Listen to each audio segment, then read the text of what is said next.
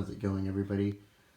Welcome back to the channel. Dragons Guild 76 here. So we're going to do something a little bit different. So I decided to do a video on something utilizing Dwarven Forge pieces, some miniatures, some dungeon dressings, and wanted to kind of show you guys what you can do with just 3 houses and some cave pieces. So this is going to be kind of a module. And I kind of want to do a little series of different modules that you can do if you're running short on ideas or anything like that. So that way you can go ahead and kind of run something on your table last minute. So what I built here is a small little farmer village that maybe you would see on the side of the road as you're traveling. So what I used to make this is a battle map with tactical 1-inch squares on them. This is from RPG Elements, I believe. So they make these little tubes that come with 2 mats, and they're dry erase actually. So pretty nice. And then it has a texture on it, so the texture is out in the grassland. So you don't need a bunch of pieces for this. I used 3, and actually the 3 original house cottage sets from Dwarven Forge that I bought. So these were my first sets, aside from the remastered core dungeon pack. So I have 2 door houses, so 1, 2, and then 1 stone house to kind of break up and add some variation. So that's what I have in here. You can completely dress up the insides of these if you want to. I left them blank just because I would rather use the dungeon dressings outside, because I know that my players are going to be outside. So aside from that, I have some barrels going around. So these barrels are from Rusty Dragon Inn. Nice little scatter pieces. Cool little scope. So I have those kind of just scattered throughout here. The other ones here are from Pathfinder Deep Cuts Unpainted line. So I went ahead and painted these. There you go. So I painted those, and I have another set of them over there. Also from this, in this setup here, I have the horse. So let me go. I have some horses sporadically set up because this is a little farming village. This is from the Rusty Dragon Inn line, and this is the draft horse. So I have these guys sporadically set around. Here's like one pulling a cart. This is also from Rusty Dragon Inn. This is the Rusty Dragon Inn cart. And then I have a couple of miniatures around the place. I have this smithy working on his workshop here. Examining something. I have a mother and child over here. Go ahead and look at them. And then I have this farmer back here taking inventory of his livestock. So nifty little setup for a little village. So the story goes that your adventurers are walking along this path and come across this little farming village, and you're going to want to entice them. Oh, this is a good chance to replenish some supplies, get some provisions, rations, what have you. And they're going to come in, and they're going to go ahead and you're going to ask them to have them make a perception check or overhear some of the talk.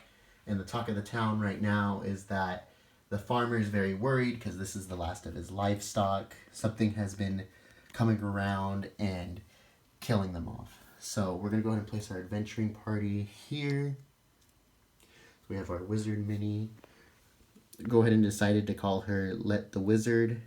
Then we have the archer. Don't know what to call him yet, but this is our archer here. We're going to go ahead and have Nash, the Knoll, Singe, always have to have Singe, the kobold, and Brahm, the fighter. So here we go. We have our adventuring party, and they come in. And they're going to start talking to the townspeople as they get provisions. And this little setup here should maybe last you a good hour or so on your gaming session, as it's more of an RP moment of them kind of figuring out what's going on. But eventually they're going to make their way over here. With these guys away. They're going to go ahead and make their way over here to the farmer, and they're going to go ahead and kind of ask what is going on with his livestock.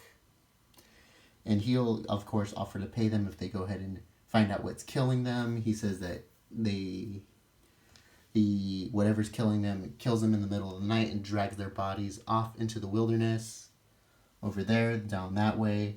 And as they're talking about that, what you can have is kind of a false encounter where the mother and child are over here and they hear a scream and they turn around and see, excuse my dog, I apologize about that, guys, it's Snickers. So they go ahead and turn around and see that there are some wolves here attacking the village. So the players are going to be, oh, this is probably what's killing the livestock. They're going to come over and fight these wolves, and it's a small little encounter. It's not meant to last very long. Depending on the size of your party, maybe this encounter lasts, I don't know, 20 minutes at most. It's just 2 wolves. So they're going to overwhelm the wolves. They're going to kill the wolves. Oh no, we're dead. No, the wolves. Anyway, they're going to kill the wolves. And they're going to go back to the farmer to go collect their reward. And the farmer's going to go, no, actually, what I kind of caught a glimpse of what's killing my livestock. And it ain't no wolf. It's a little bit bigger than a wolf. So the players are going to go ahead and have to go follow the bloody trail off into the forest and figure out what is killing the farmer's livestock. Very simple, basic setup here. So I'm going to go ahead and do a cut, and we're going to go to the next scene of this adventure. Be right back. And welcome back. So this is going to be the setup that you're going to build using cave pieces, and I'll go ahead and show you how I built this. So this is going to be the cave that the adventurers are going to follow and find the massacred corpses of animals, and they're going to follow the trail of blood down into this cave here. And I built this using a variety of different packs. So I used the floor pack, the original floor pack from Kickstarter 2 from Dwarven Forge. So that's this guy here. Let me go ahead and show it off to you. So this is the floor pack. This kind of gives you an idea of how to use old pieces and new pieces together. I use the varying wall pack. So let me go ahead and show that to you guys as well. So this is the cavern floor, or the cavern variety wall pack here. So that's that.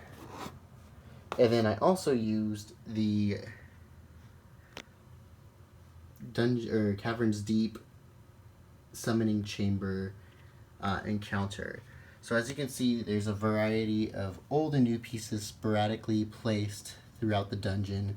So this piece right here, this swell, I think is that they call it, is a new piece. These corner pieces, I really like these. This is from the variety wall pack.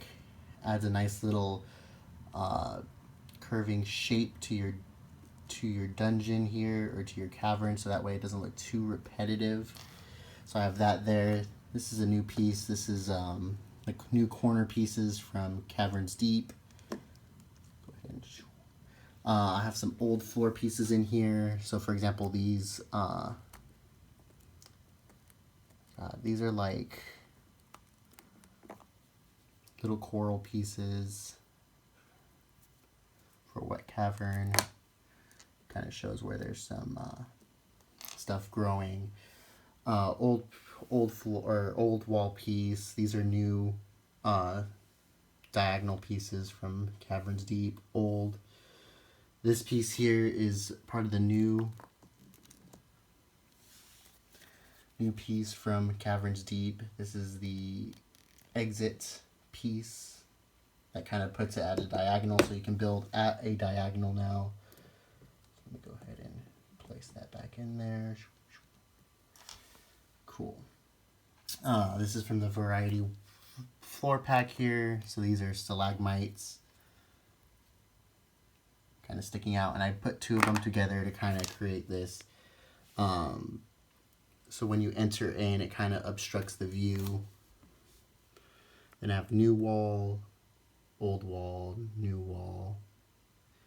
And then I like, this is the pointy stalagmite piece from Caverns Deep. I like putting it up against the old ones to kind of add some variety there, and it kind of completes it.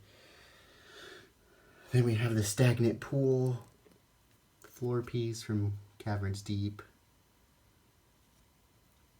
Kind of at the entrance there, mouth of the cave.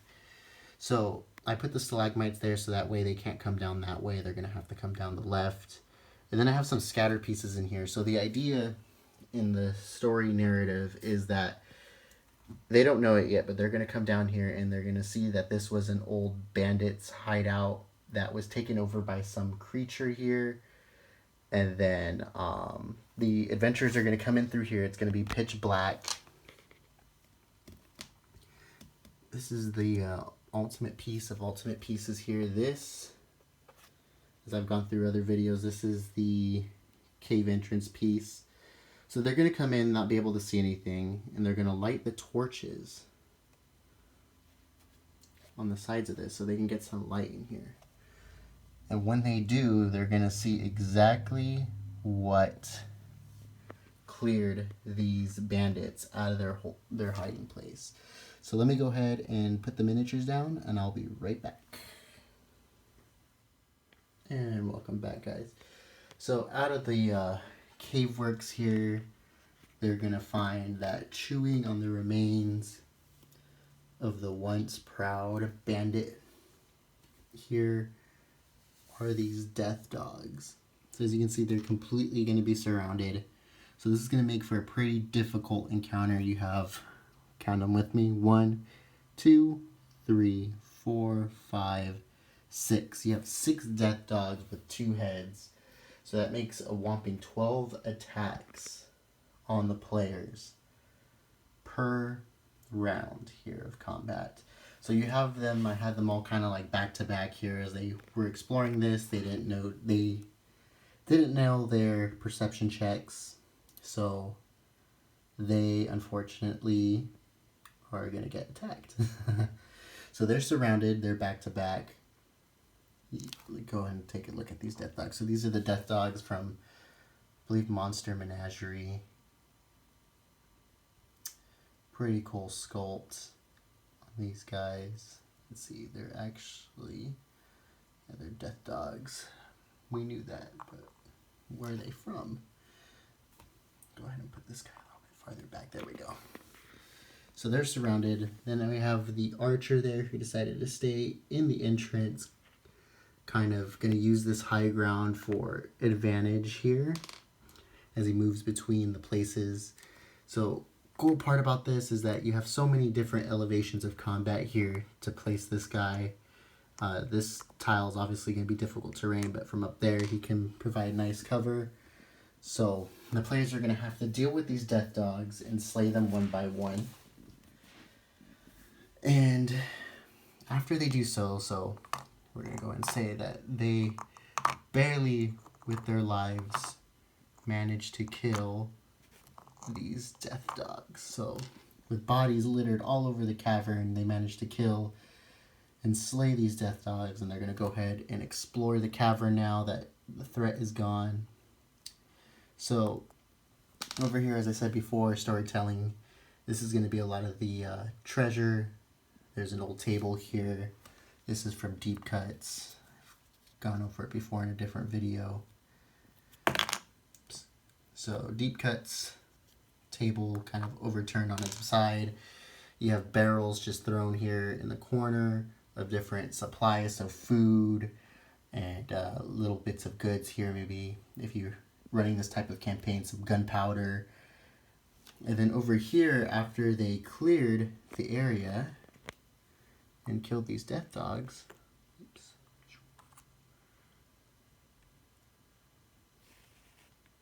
the players are going to come down this little corridor here, and they're going to find treasure. Man, look at all that gold. So I kind of use this piece here from the Variety Walls pack, and I chose it to be in that corner because of the gold stuff here. So I'm, in all intents and purposes of this encounter, I'm saying that it's gold that has been stored on the walls, so it kind of adds to the gold. In there I have some treasure and an old pirates thing from the Kraken miniature. I'll go over that in a different video.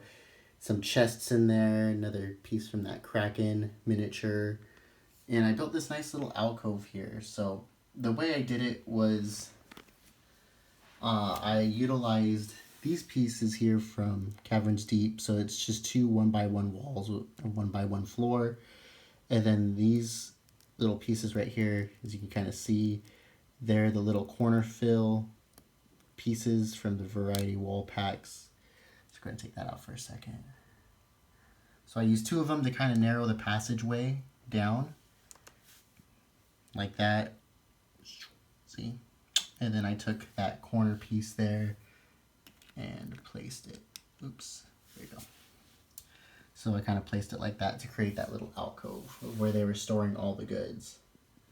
So that's it, guys. This is the encounter slash module that I kind of built for you today using cavern pieces and some city builder pieces. So the cool part about this is that you're really in new pieces. You're not investing too much. You're just buying the Caverns Deep entrance pack if you haven't already. If you own some of the Variety Wall packs and the varying floor packs, then you're good. If not, if you're trying to build this, you can build this with new Caverns Deep pieces. So the new core sets come with these walls, these varying walls. So if you pick one of those up, you can use that to replace the Variety Wall pack. And then instead of these big hunking 4x4 pieces, you can now use the pieces, the floor packs from Caverns Deep to replace those if you want to use all new Caverns pieces. If not, you could use old and new, and I mean, it looks relatively organic. I'm pretty proud of this build. It doesn't look too repetitive. It doesn't look too straight. It looks very, very organic and something that you would find in the wild. So that's going to wrap up this video, guys. I hope you enjoyed it. If you want to see more like this, definitely give this video a like. Leave a comment. Maybe tell me what monster you would throw at them or what is residing in this cave. I'm interested to see how you would use this encounter for your own table and your own RPG purposes. So thanks again, guys. I appreciate all the support you have given me, and I will see you guys in the next one.